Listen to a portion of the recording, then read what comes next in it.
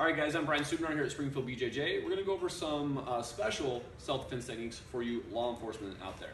Okay. So what we're going to start with today is Matt's going to grab, push, pull, something like that. Anything that requires his arm to become extended, that's what we're looking for. So as you become more proficient with this, you can even do this off of a punch.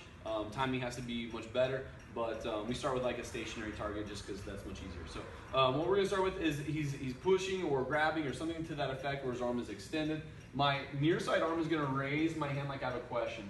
Now when I do this, a lot of people make the mistake of trying to reach forward. I don't want to do that. If I reach forward, this would go into something else, which we might talk about today or in another video. What we're going to do is actually raise our hand to where our wrist goes right by his wrist. The idea is even if he's making a grip here, I'm going to try to put flex in the wrist here versus trying to attack the elbow, which is the natural hinge. Okay.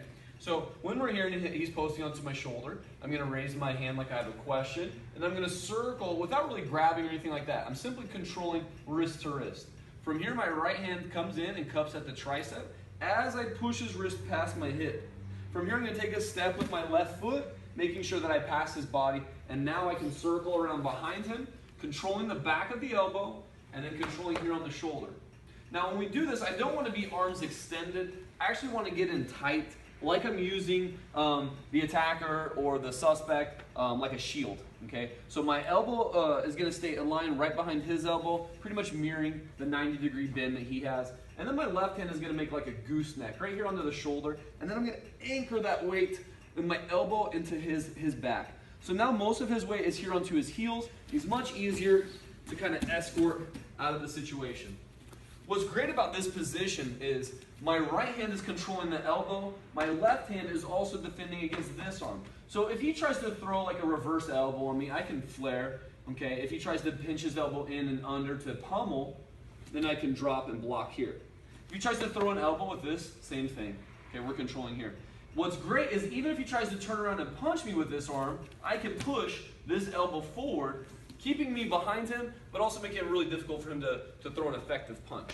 Okay, so one more time, Matt's going to be grabbing here. We're going to raise our hand, wrist to wrist, circle, cupping the elbow. Okay, my arm becomes parallel with his. I step, circling around behind him, and cup here at the shoulder, and then behind at the elbow again.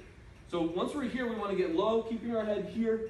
Okay, if necessary, we're obviously going to look around for other attackers or his buddies.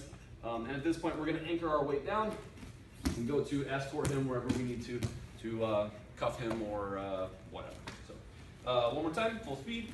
Here, raise my hand, circle, have a question.